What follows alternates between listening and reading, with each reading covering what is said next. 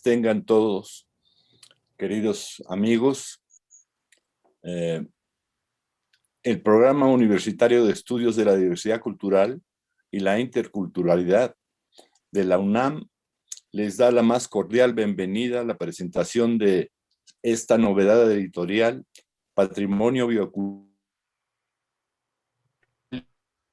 Territorial de Río Maya, los Guarijíos de Sonora y el proyecto de presa Los Pilares Bicentenario. Una coalición con el Colegio de Sonora que se presenta en este segundo día de actividades del Sexto Congreso Mexicano de Antropología Social y Etnología Comase. Este libro narra la saga de un pueblo y un río a lo largo de 7 capítulos que rigurosamente conducirá al lector por el devenir de un pueblo del norte del mexicano en sus luchas territoriales por resguardar su patrimonio biocultural. Después de que los guarijíos de un maravilloso bosque que por tradición les corresponde, ahora se ven amenazados por el proyecto de la presa Los Pilares Bicentenario, donde el interés privado se disfraza de público para hacer negocios despojando a los que menos tienen. Las consecuencias socioambientales que aquí se analizan pretenden alentar sobre los efectos paralelos de un despojo que es un preludio de otro que se puede estar avecinando. Para comentar el libro están con nosotros la doctora Margarita Hoppe, Ramón Martínez Coria y Armando Haro, ambos son los autores del libro. Entonces voy a dar la palabra primero a la doctora Hoppe y me voy a permitir leer un breve currículo. Etnóloga, maestra y doctora de Antropología de Iberoamérica, profesora investigadora de la Escuela de Antropología e Historia del Norte de México, con experiencias de trabajo con grupos indígenas en Jalisco, Oaxaca, Sonora y Chihuahua. Autora de varios trabajos sobre la etnografía en el noroeste mexicano, entre ellos Nuevas fronteras sobre las antiguas regiones, reflexiones sobre la continuidad y la discontinuidad entre los pueblos indígenas del norte de México, del 17, una escuela en el norte y para el norte, la construcción de un paradigma regional de la antropología de Juan Luis Fariego, en 2018, y Memorias de lugares e historias de las regiones entre los Pimas, de 2020. Doctora, le doy la palabra. Muchas gracias. Me da mucho gusto saludarlos y agradezco mucho la invitación para participar en esta presentación de un libro que me parece muy relevante, además de ser un trabajo bellamente editado, muy bien escrito y que además nos provee de muchísima información y de un conjunto de datos muy útiles para el trabajo etnográfico, histórico, antropológico en general en el norte de México. Además plantea una serie de reflexiones que resuenan ante los sucesos recientes en cuanto a la construcción de la presa Los Pilares Bicentenario en territorio guarijío. Entonces, bueno, yo había tenido ya la oportunidad de comentar en otros espacios este trabajo y sin lugar a duda resalto de él la contribución que hace a la complejidad, a comprender la complejidad del noroeste de México. Por supuesto, en sí mismo es un aporte el que aborde a uno de los pueblos menos atendidos por la antropología mexicana, sin lugar a dudas un pueblo olvidado por el Estado, pero dramáticamente un pueblo muy asediado por los intereses del capital. Y en ese sentido, este trabajo que está muy bien construido desde dentro, digamos, en un ejercicio antropológico en un lugar y no solo de un lugar, que se fue construyendo a partir de dar cuenta del mundo de la vida de los guarijío. Este trabajo pone de relieve la lectura de un suceso, de un acontecimiento a partir de un análisis de larga duración, es decir, va trazando a partir de identificar cómo se va configurando el territorio de los Guarijío, el efecto que tiene un acontecimiento entre muchos otros que han sufrido, digamos, estos territorios de interés de despojo, de alteración del medio, de alteración del entorno y del territorio de un pueblo que a raíz de esto tendrá que reajustar e imaginar nuevos futuros. En ese sentido, me parece que este trabajo tiene aportes, como lo he estado señalando, en muchos niveles, de muy distinto tipo. Me parece, a lo mejor de manera un poco egoísta, como investigadora del noroeste de México, que es un trabajo muy generoso en la medida en que nos aporta a quienes estudiamos y a quienes tratamos de establecer vínculos e interacciones entre la etnografía que se hace con distintos pueblos que habitan el noroeste de México, pues nos aportan muchos elementos para establecer esos puentes y esas interacciones en estudios más sistemáticos, menos aislados, menos centrados en comunidades específicas y más pensado en relaciones sistémicas en una región que comparte no solo características o cualidades geográficas, sino también condiciones históricas y, digamos, una lejanía con el centro que ha establecido mecanismos de relación con los poderes centrales muy específicos. Entonces, bueno, me parece que este libro, digamos, vale mucho la pena leerse por todo lo que va a aportar y vale mucho tenerlo como un material de consulta, porque además también da pautas para ante, digamos, los riesgos de a los que están constantemente expuestos quienes habitan estos territorios ocultos entre las sierras y los valles de despojo, alerta sobre los mecanismos que se podían implementar cuando existe la amenaza y también previendo, digamos, futuros intereses puestos en estos lugares. Yo, a partir de la primera lectura y hasta ahora que vuelvo a compartir mis reflexiones sobre el texto, han ido surgiendo distintas ideas o distintas reflexiones, incluso preguntas sobre lo que este trabajo plantea, que me parece que es muy importante, digamos, vertir y utilizar para abrir un nuevo diálogo. Entre ellas, noto que además se hace de manera muy consistente y muy bien argumentada, esta argumentación en defensa del territorio guarijío desde su ancestralidad, es decir, desde los vínculos que tiene este pueblo con el territorio, con los ancestros, con su devenir y con su memoria. En ese sentido, yo me pregunto hasta dónde podemos empezar o deberíamos empezar a plantear estos cuestionamientos o estas alertas viendo hacia el futuro. Es decir, hasta dónde, además, por supuesto, o sin descuidar, digamos, la protección del pasado, empezar a pensar o a llevar la discusión hacia el derecho de un futuro para los pueblos, es decir, cómo están pensando el futuro, cómo lo imaginan. Y ese es también un ejercicio que se puede hacer desde el análisis de la memoria, es decir, ya no tanto de la historia, sino de la memoria de estos pueblos que les permite actualizar digamos, sus relatos, actualizar su propia versión del devenir de las historias múltiples que han ido transcurriendo por estos territorios y desde ahí imaginar un futuro, imaginar otras posibilidades, otras vías.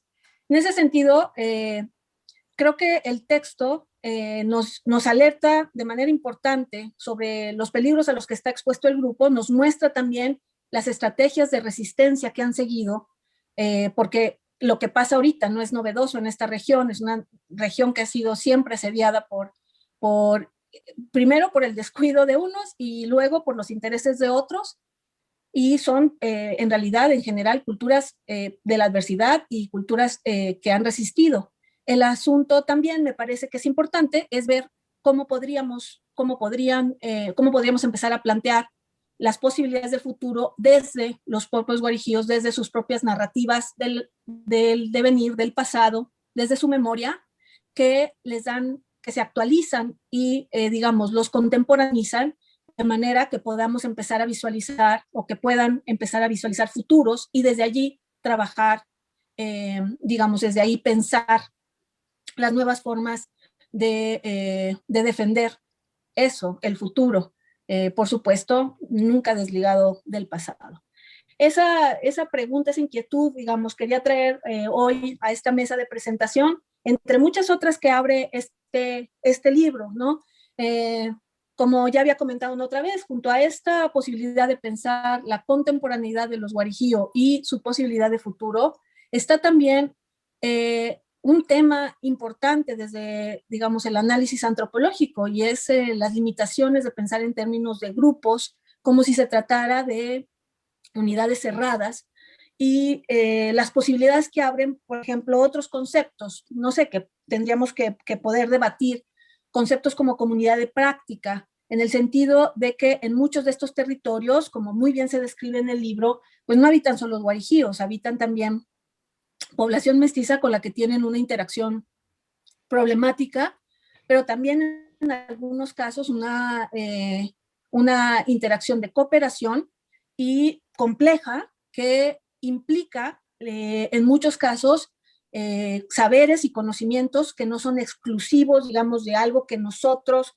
desde la antropología definimos como una categoría analítica, como un grupo etno, y partiendo de que existe una discusión sobre la etnicidad en esta región, pensar de manera más flexible y sobre todo pensar de manera más en términos que de las restricciones, en términos de las posibilidades, ampliar, digamos, el análisis de estos conglomerados a ideas como la de comunidad de práctica, que me parece que se vinculan mucho con nociones más de tipo fenomenológico, como la idea del mundo de la vida, que creo que, digamos, es muy interesante reflexionarlo a partir de este texto, en donde el medio ambiente, sus condiciones ecológicas, sociales, históricas y culturales se ensamblan para mostrarnos este mundo de Vía Guarijío que se ve, por supuesto, amedrentado con la llegada de megaproyectos. Y bueno, yo hasta ahí dejaría ahorita mi participación. Me gustaría simplemente felicitarlos por un libro tan generoso y tan bien hecho, y en ese sentido, pues agradecer nuevamente la invitación y bueno, pues espero que podamos seguir discutiendo y conversando a partir de esto. Muchas gracias. Muchas gracias, doctora Jope. Cubriendo así el tiempo bien, podremos tener después un intercambio entre ustedes y luego veremos si aparte hay preguntas del público en ese sentido. Entonces, le doy ahora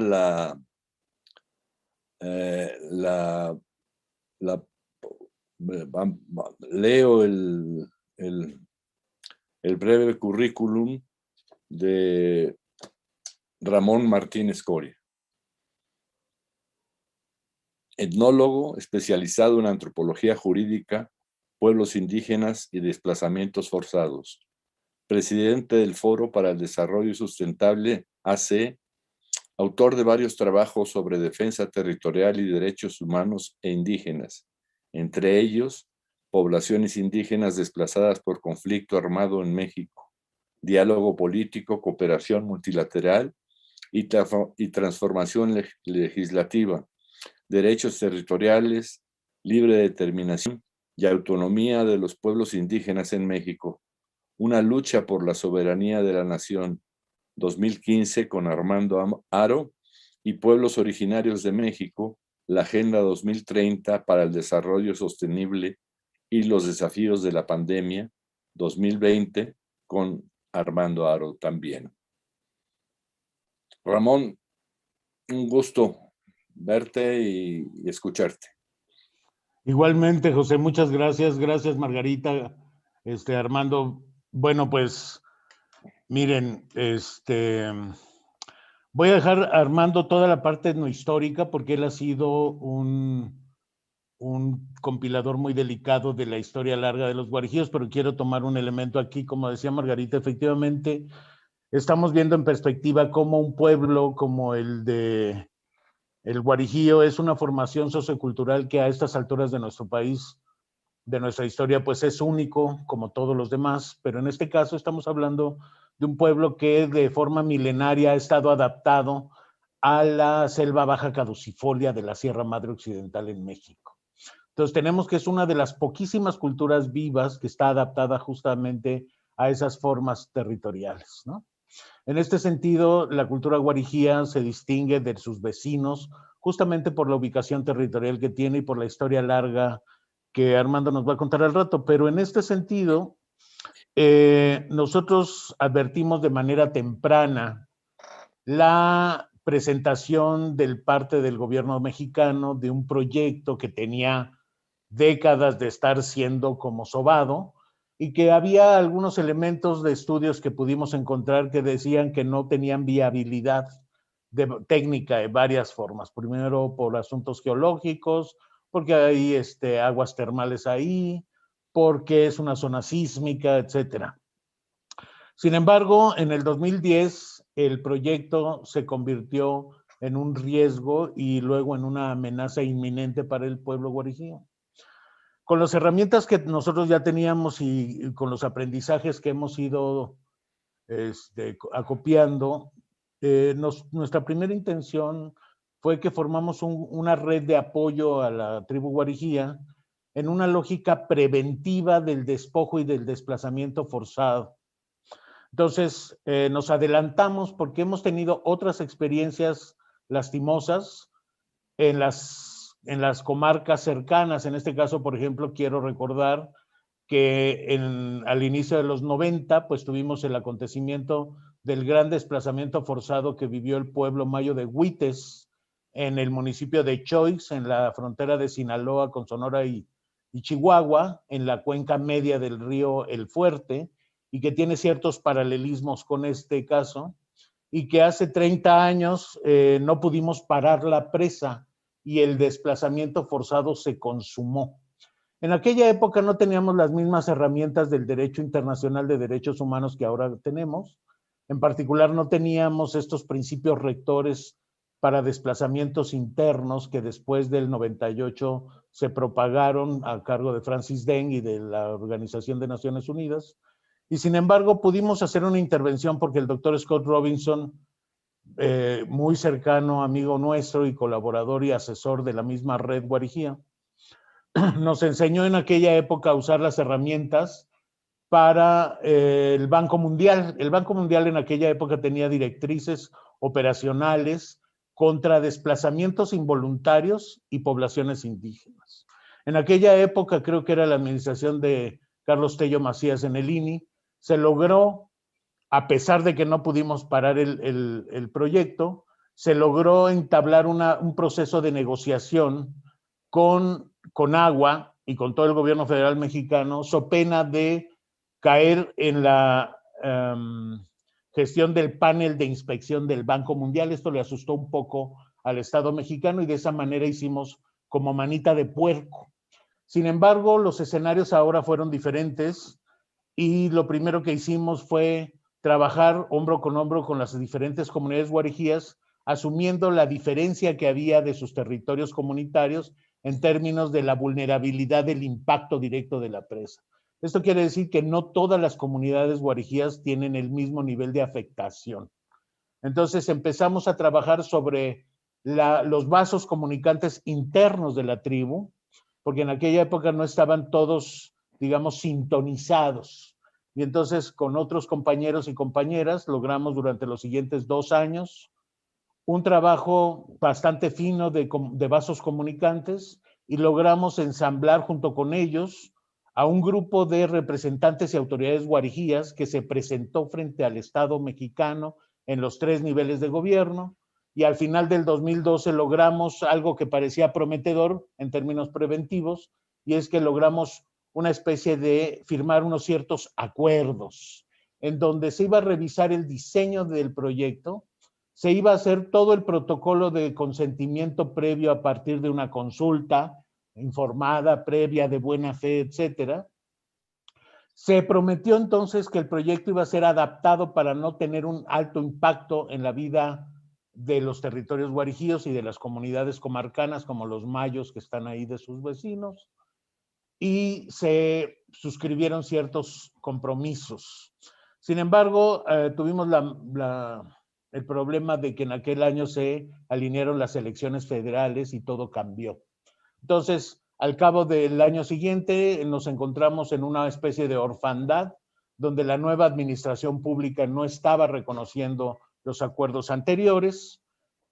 Tuvimos el lamentable fallecimiento del entonces líder de la tribu guarijía, Lino Leiva, que era un férreo defensor del territorio y era el líder del movimiento contra la presa. Sin embargo, pues después vino la violencia y se manifestaron una serie de actores fácticos que operan en el territorio, y esto nos reveló otra dimensión que no tiene nada más que ver con la gestión del Estado mexicano, sino con la presencia y control del territorio que tienen el crimen organizado en varias de sus vertientes, tanto en términos de minería, que las empresas mineras ya sabemos ahora que transitan entre lo legal y lo ilegal, y lo mismo buscan la concesión del Estado mexicano para la extracción, igual que hacen pactos con el crimen organizado para el tránsito y control de los territorios donde se instala. En este sentido, empezamos a perder la batalla y recurrimos a los tribunales. Tuvimos que hacer una revisión de la materia agraria, porque como todos los núcleos agrarios de México, los guarijíos no son la excepción de ciertas formas disfuncionales, por llamarlo menos, en el sentido de que las instituciones del sector agrario tienen totalmente abandonados a los núcleos agrarios. Los mismos representantes legales del ejido o de los bienes comunales en estos casos no están actualizados, han tomado medidas que no están legalmente registradas, hay tensiones internas por esto.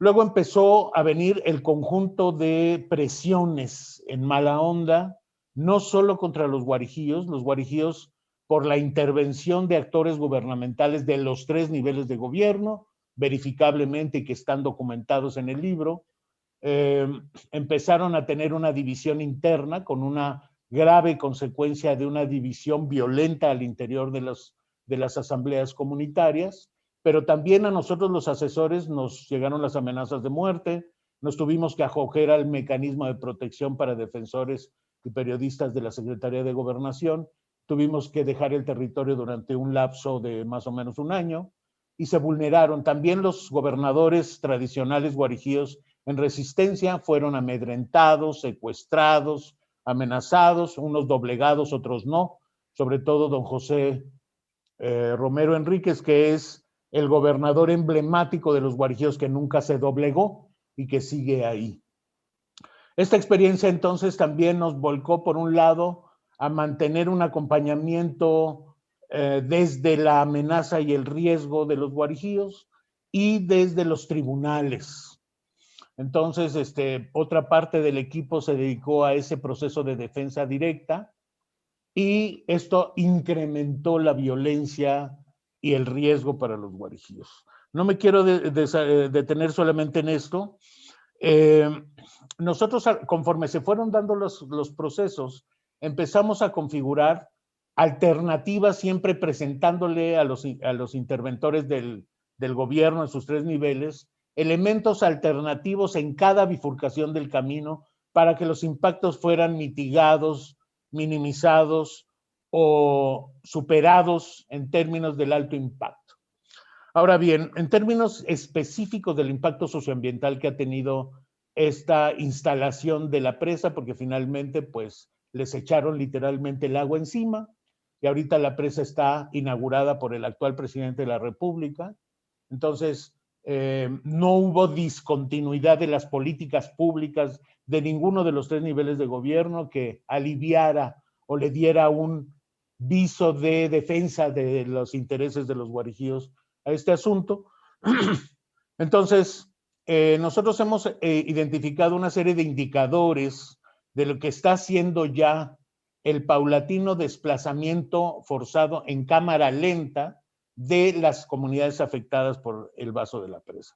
En primer lugar, lo que estamos ahora palpando, que lo habíamos anunciado desde antes, es que está ya produciéndose lo que podemos identificar como un desplazamiento de los modos productivos tradicionales. Estas comunidades son recolectoras, cazadoras de la selva baja caducifolia que combinan esta historia con un calendario agrícola muy pequeño. Entonces tienen una heterogeneidad de prácticas productivas impresionante, tienen una farmacopea increíblemente variada y grande de todas las formas biológicas que los rodean, conocen absolutamente todas las especies que están a su alrededor, todas están incorporadas a su propia sobrevivencia, ellos siendo parte de esos ecosistemas y de esas poblaciones que están en ese territorio. Entonces, lo primero que estamos viendo es que la llegada de la inundación está acabando con los aprovechamientos agrícolas de pequeña escala en el calendario de aguas y están rompiendo las relaciones de cooperación y de intercambio internas en las comunidades. Está en un grave riesgo porque de una generación a otra hemos palpado, y esto está explicado en el libro, los viejos ya no están transmitiendo sus saberes y sus prácticas gastronómicas, utilitarias, médicas, etcétera, a las nuevas generaciones en términos del aprovechamiento de esos recursos, de esos ecosistemas, de ese entorno. Las nuevas generaciones empiezan a desconocer ese patrimonio. Entonces nosotros pudimos asomarnos beligerantemente a una excitativa con esta gente. Armando nos va a platicar cómo hicimos un concurso donde todos los grupos de edad participaron y pudimos registrar un inventario de referencias increíble que son parte de este patrimonio que está seriamente en riesgo. El siguiente proceso va a ser cuando la inundación cobre su nivel final. Entonces ya hubo un desplazamiento de población en una de las comunidades que se llama Mochibampo, pero vendrán otros. Y aquí tendremos el reto de que estas comunidades van a tener que adaptarse a los nuevos entornos y vamos a tener que trabajar muy duro con ellos para que podamos pelearle al Estado mexicano cosas como que se incorporen a las formas pesqueras que vendrán con la presa, que la orilla cinegética, la orilla sea de aprovechamiento cinegético para los guarijíos, que se les concedan los usufructos del agua que les está quitando el territorio. Sin embargo, tenemos una serie de calamidades simbólicas que no sabemos cómo se van a paliar. Por ejemplo, ellos consideran que es de muy grave consecuencia que los panteones y sus antepasados sean inundados, porque esto contamina simbólicamente no solo todo el cuerpo del agua de la presa, sino que pervierte la relación de ellos con sus muertos. Tampoco están dispuestos a exhumarlos y trasladarlos. Van a perder lugares sagrados muy importantes. También tenemos que el INAH hizo alguna vez un peritaje de impacto arqueológico y luego fue minimizado y matizado como aquí no pasa nada, a modo. También hemos visto cómo hay un ocultamiento, digamos, de estos impactos en términos de las concesiones que rodean la presa. La vocación productiva o el uso de interés público supuesto de la presa, pues ha ido cambiando. Primero fue un anuncio imposible de sostener que iba a ser hidroeléctrica, luego que iba a tener que ver con el distrito de riego, ahora se convirtió en control de avenidas de agua para que fuera bajo el control del gobierno estatal, de tal manera que lo que no se ha revelado es que esta presa tarde o temprano va a ser servidumbre de agua para la minería a cielo abierto. Tenemos datos de los empresarios chinos que nos regalaron de cómo los guarijíos viven en el yacimiento de plata más grande de este país y no dudamos que también esta región tiene litio.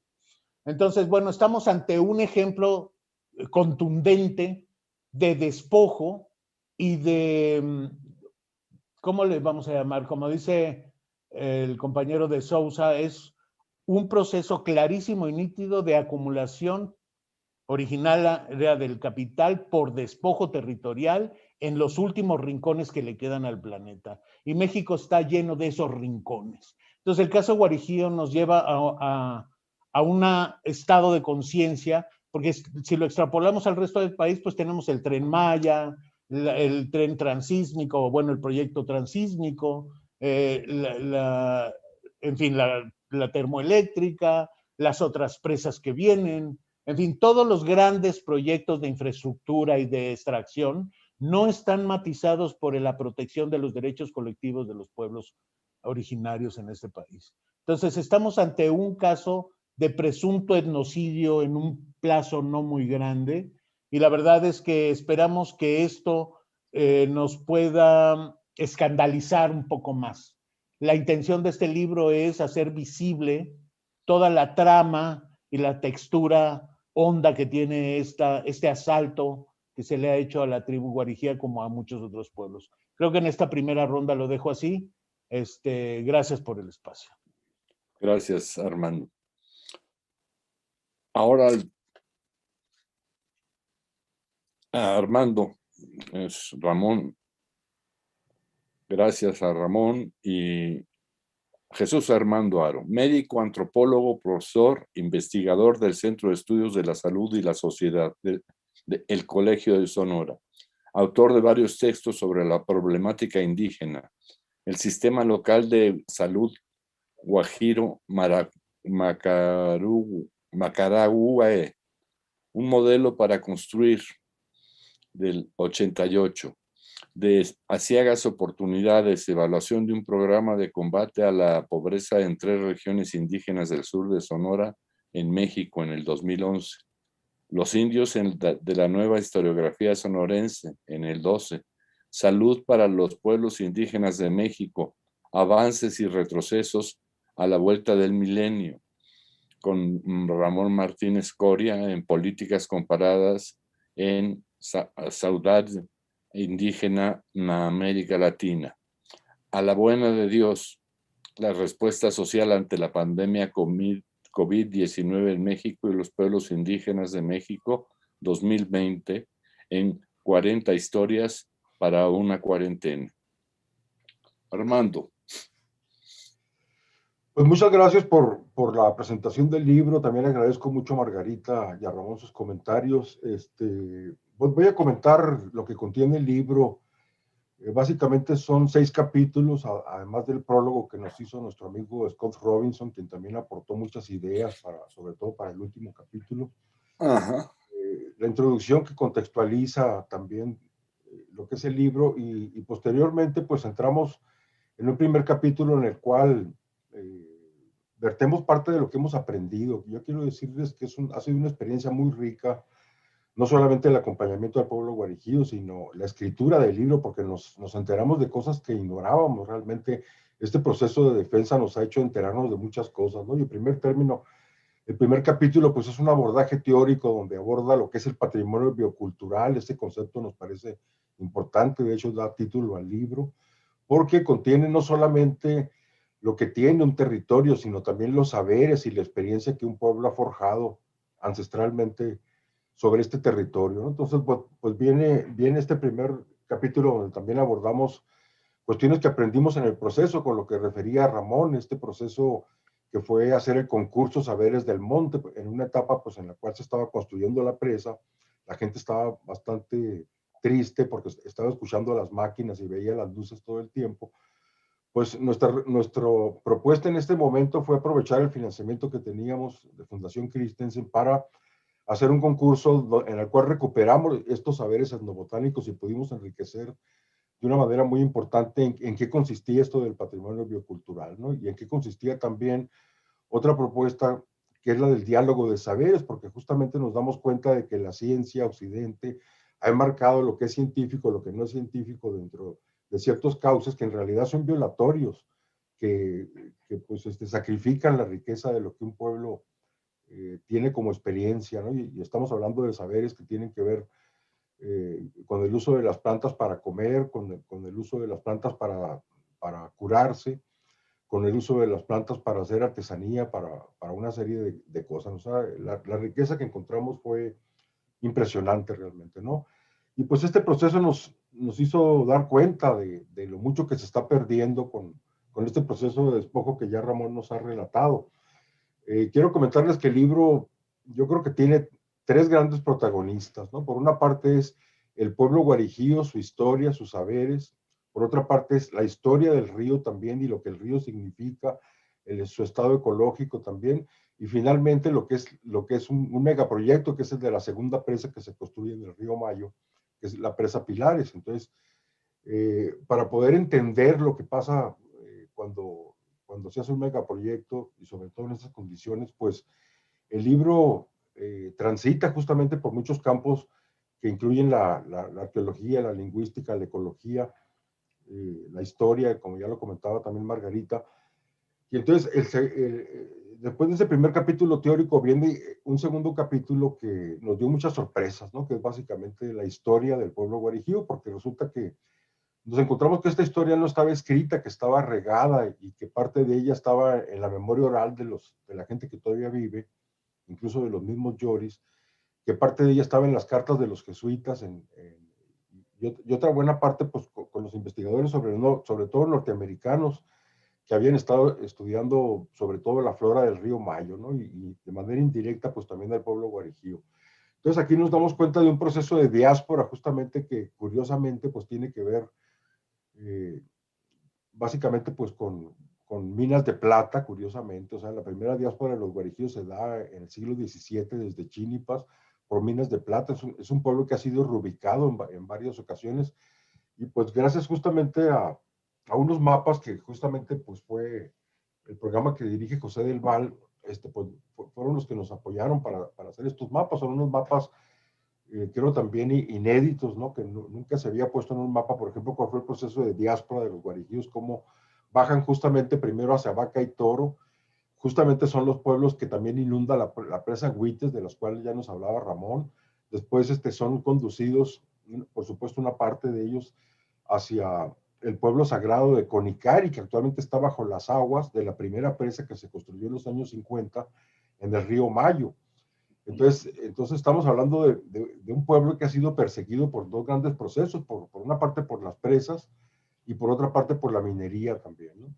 Y ya la última parte, pues, cómo tuvimos que reconstruir a partir de la memoria oral de la gente de Conicari, que hoy se llama Mocúzari, de la gente de Macoyagüi, un pueblo al que empezamos a asistir también, y la gente nos empezó a platicar cómo el pueblo guarijío había llegado ahí también había sido traído para construir la misión que estuvo presente en Macoyagüi, ¿no? Y posteriormente, pues la última parte se da entre el siglo XVII y siglo XVIII, cuando llegan los primeros colonos españoles y mestizos a la región de los guarijíos que ocupan ahora, y en la misma memoria oral nos habla cómo ya había guarijíos en el entorno, ¿no? Entonces, pues el pueblo guarijío de Sonora es algo muy especial porque justamente es un pueblo bisagra entre en lo que sería la cultura rarámuri y la cultura de los mayos y los yaquis de Sonora. Es un pueblo que tiene características lingüísticas y culturales festivas de ambos pueblos. Entonces es un pueblo que combina. Y curiosamente esto se repite también con el territorio. El territorio del pueblo guarijío es algo muy especial, es de lo que habla justamente el tercer capítulo. También aquí hubo muchas sorpresas, porque justamente nos empezamos a dar cuenta de que era un territorio muy importante desde el punto de vista ecológico para la biodiversidad de lo que es el noroeste mexicano. Entonces es un territorio donde vienen aves, por ejemplo, que migran de norte a sur y también otras que vienen de sur a norte. Por la parte de la pesca, pues nos enteramos también de que había trasvase entre los ríos por las corrientes que se forman en épocas de lluvias y que también las especies piscícolas pues tenían algo que ver con esto. Es decir, nos dimos cuenta que reconstruimos la historia de la fauna, reconstruimos la riqueza de lo que contiene este territorio.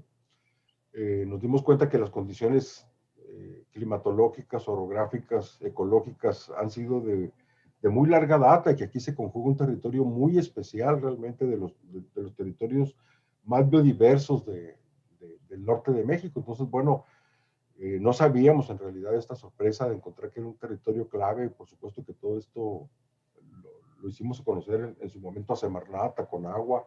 No fuimos escuchados, es decir, el interés económico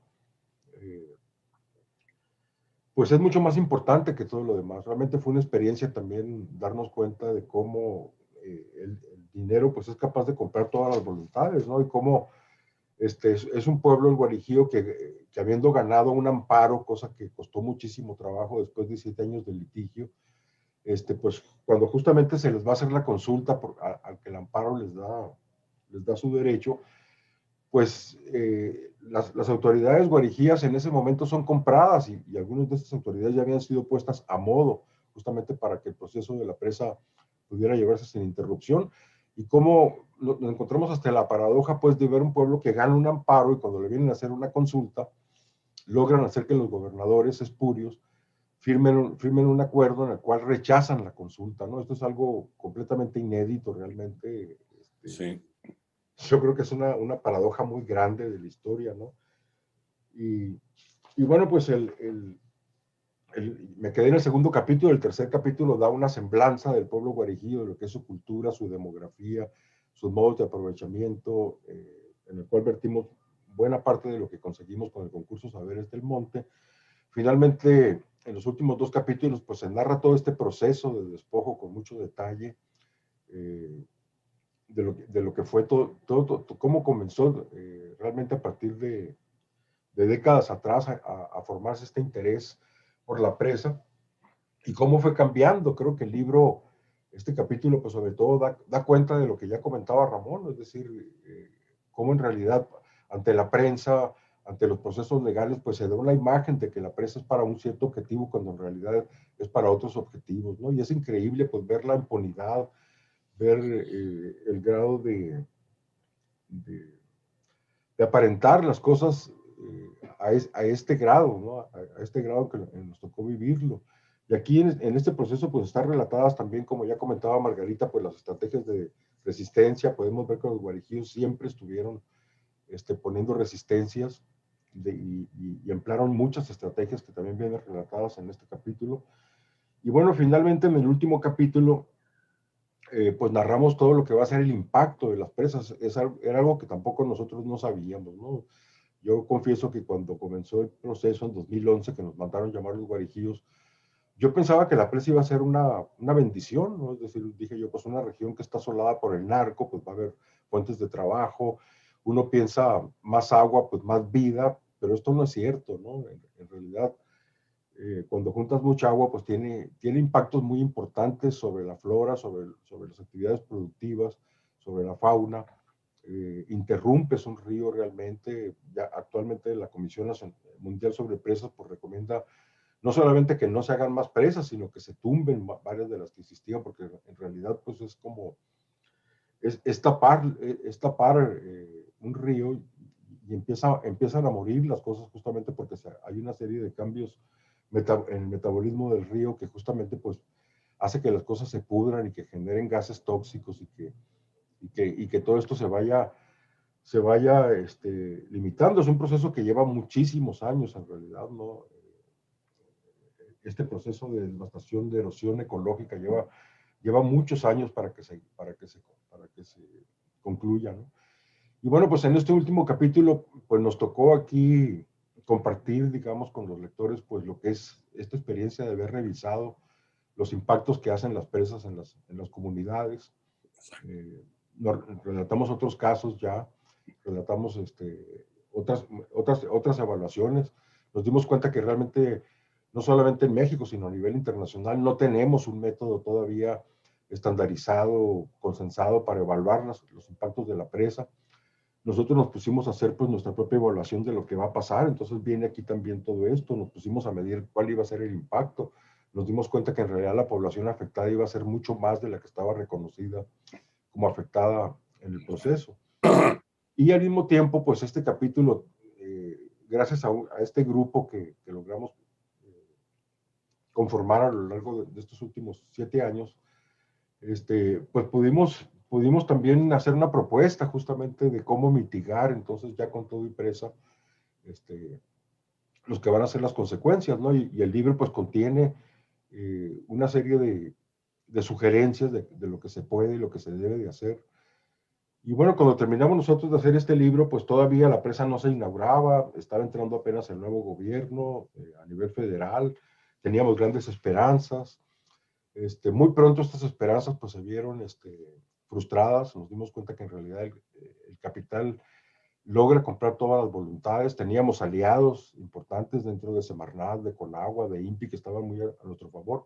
Vimos que ellos tampoco pudieron hacer nada, ¿no? Es decir, fueron doblegados por completo, ¿no? Y de hecho cuando entró este nuevo equipo de gobierno, pues la primera exigencia por parte de los promotores de la presa fue que los asesores nos dejaran fuera de todas las negociaciones, ¿no? Y entonces, pues fue algo muy injusto para los guarijíos, porque pues es como si los mismos promotores no hubieran tenido asesores, no hubieran tenido todo ese enorme equipo de abogados y de gentes. Entonces, bueno, pues a partir de ahí, pues nuestra actuación ha sido ya en la medida de las posibilidades, ¿no? Y actualmente, pues, continuamos todavía, continuamos ahí, ya con menos expectativas de logro, pero sí pensando que podremos hacer algo todavía para mitigar, esperando tiempos mejores, pero también sabiendo que esta experiencia a los guarijíos mismos pues los ha conducido también a un nivel de concientización, de politización que no tenían, ¿no?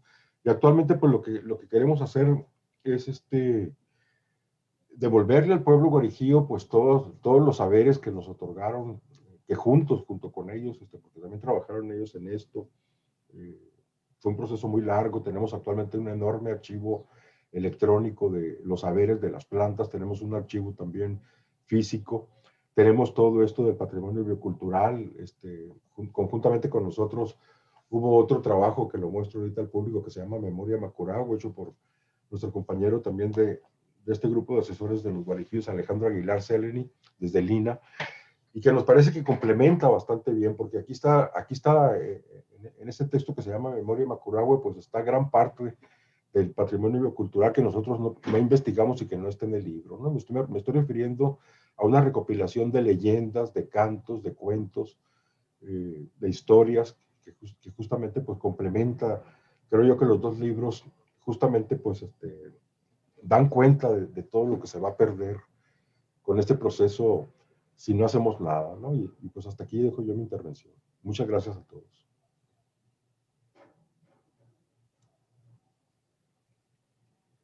Pues muy bien. No sé si quisieran hacer algún comentario entre ustedes. A mí me gustaría hacer un par de pinceladas, si se pudiera. Claro que sí. Claro que bueno, sí. Miren, algo que nosotros pudimos apreciar en la reconstrucción de la historia larga de los guarijíos es que, como muchos otros pueblos de la Sierra Madre Occidental, estos pueblos son depositarios de una cultura ancestral que está adaptada a los territorios que se han ido convirtiendo en desérticos, que se han ido secando, y que sin embargo también han ido en una época, digamos, de hace 4,000 años, pudimos identificar la formación de la lengua guarijía como desagregada del tarahumarano madre. Ajá. en una trama interdisciplinaria donde la formación de esta lengua corresponde a la ampliación demográfica, cuando los pueblos mesoamericanos devolvieron hacia los pueblos de la Sierra Madre Occidental el cultivo del maíz, ¿no? Entonces, ajá, este tipo de elementos que son fascinantes. Claro. Otro elemento que me parece relevante es cómo las formas de adaptación de los guarijíos a la pauperización de la que son sujetos hace mucho rato, no ha mermado su arraigo al territorio. Entonces tenemos que los guarijíos se han convertido en un pueblo migrante estacional. Las sequías en esa región son durísimas y ahora la mayor parte de los jóvenes, hombres y mujeres, migra de manera estacional a las zonas del litoral de Sonora y Sinaloa para tener trabajos temporales como trabajadores agrícolas, ¿no? Entonces se han ido formando pequeñas retículas de nueva creación, o sea, esto ha ido ocurriendo en nuestras narices, y ahora hay nuevas rutas y nuevos asentamientos guarijíos en toda la costa de Sonora y en la zona baja del río Mayo, que no estaban ahí y que están respondiendo también a la falta de expectativas y de certidumbre que tiene todo esto. Ahora, dentro de la pelea por la restitución de sus derechos en términos de su vulnerabilidad al desplazamiento forzado, pues aquí tenemos un serio problema en términos de que mientras que los guarijíos no sean reconocidos como un pueblo en desplazamiento, en situación de desplazamiento forzado, no vamos a poder negociar lo que técnicamente se llama soluciones duraderas. Esto quiere decir devolverles parte del control del territorio que les ha sido escatimado. Entonces tenemos pequeños logros muy pequeños que a través, por ejemplo, de los tribunales se logró un pequeño predio para restituirles medios de trabajo a los guarijíos más despojados, que eran unos que no eran titulares de derecho agrario, y se compró un pequeño predio y ahora ellos están refundando su comunidad y viene todo este proceso como de refundación del mundo, donde ellos tuvieron que anclar de nuevo un lugar sagrado como el ombligo de su nueva comunidad. Estamos ante un fenómeno increíblemente valioso para esta historia, que es la creación de una nueva comunidad, claro, de un reasentamiento involuntario, pero que al final ha reunido las voluntades de los despojados para seguir adelante. Entonces estamos ante un nuevo capítulo de resiliencia de este pueblo, que es increíblemente resistente. Ellos son realmente muy arraigados en esa forma de su lengua, de su forma de organización, de su visión del mundo, de sus fiestas, y no están como dispuestos a acabarse, digamos, ¿no? Esto a mí me conmueve mucho porque es un pueblo que pues ha declarado que no quiere morir, digamos, ¿no? A pesar de todo este esfuerzo de aniquilación que el aparato del capital neoliberal y del Estado mexicano, que le es servidumbre, está cometiendo, ¿no? Entonces, creo que, como dice Armando, pues esta historia no ha acabado. Estaremos buscando el segundo libro para la historia que viene. Como decía Margarita, hay que mirar hacia adelante y estaremos trabajando con ellos para generar esas condiciones para las nuevas generaciones guarijías y morirnos en la raya con ellos, ¿no? Claro. Eso. Aquí hay un comentario de María Victoria Chenot, que dice: los felicito por el libro y por su compromiso en la defensa del patrimonio biocultural y en la defensa de los derechos humanos del pueblo guarijío. Y es una felicitación que yo creo que es muy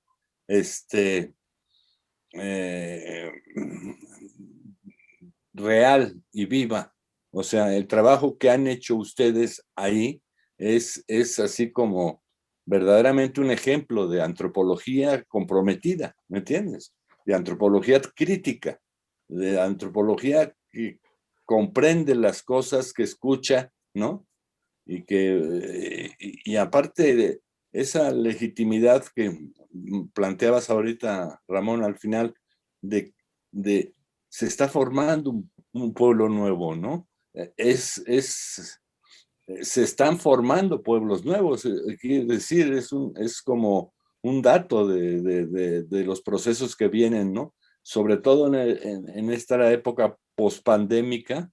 Yo me quiero convencer que van estas experiencias regionales de bioprotección de la bionaturaleza van a ser fundamentales, ¿me entiendes? En los términos jurídicos, hasta jurídico globales, ¿no?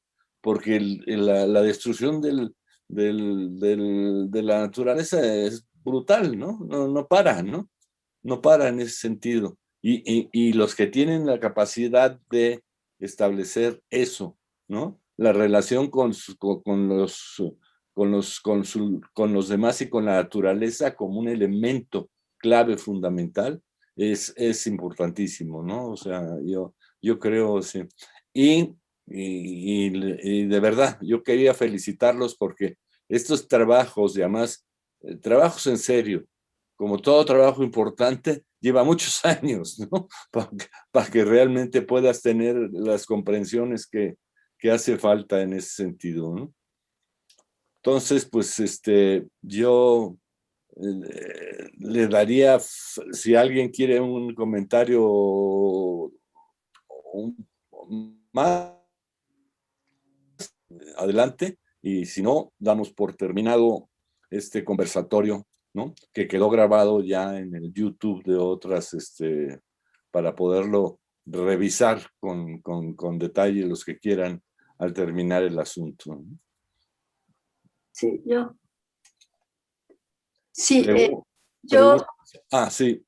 Victoria, adelante. Disculpen, es que este tema es tan apasionante, la verdad, y veo que el trabajo de ustedes es realmente impresionante, y además en un contexto de la megaminería que se viene y que está acechando a los pueblos indígenas de México, América Latina y el mundo, etcétera. Entonces quiero aprovechar para darles un comercial de que estamos organizando un congreso donde participan muchas instituciones educativas de México, como la UNAM, el CIESA, el INA, etcétera, etcétera, y lo promueve al Congreso la Unión Internacional de Ciencias Antropológicas y Etnológicas, que se llama IUAES, sus siglas. Entonces, el tema central del Congreso es justamente el del patrimonio. Y el patrimonio no solamente que mira al pasado, sino el patrimonio del presente y que mira al futuro. ¿Cómo se articulan el pasado, el presente y el futuro? Lo que estaban hablando ustedes hace rato. Entonces, yo estoy coordinando la organización del Congreso y me permito invitarlos. Si quieren ustedes presentar una propuesta de mesa, todavía está abierta la convocatoria de mesas hasta el 31 de marzo. Y si no pueden presentar propuesta de mesa, luego se va a abrir la convocatoria de ponencias.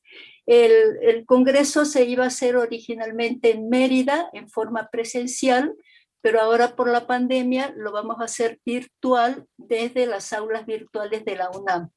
Entonces los invito a ustedes, invito al maestro Del Val también y a todo quien quiera sumarse a este congreso. Muchas gracias.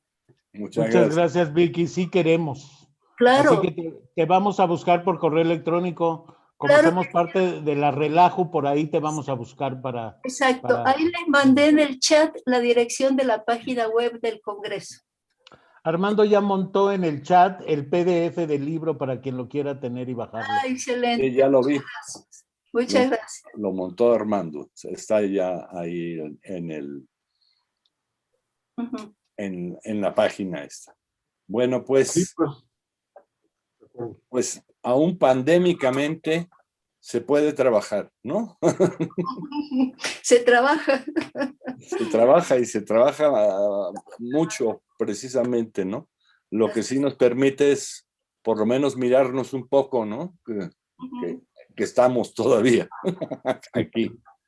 Creo que Armando quería decir algo. No, pues les iba a comentar que les puse el libro porque no sé si Puy todavía tenga ejemplares. Aquí en colegio se agotaron. Realmente fue una edición muy pequeña. Algo que ojalá podamos sacar una segunda edición pronto. ¿De qué tamaño fue la edición que hicimos? Fueron 600 ejemplares solamente. 600. Sí. Ya. Y además es un libro hermoso, ¿eh? Quedó muy bonito.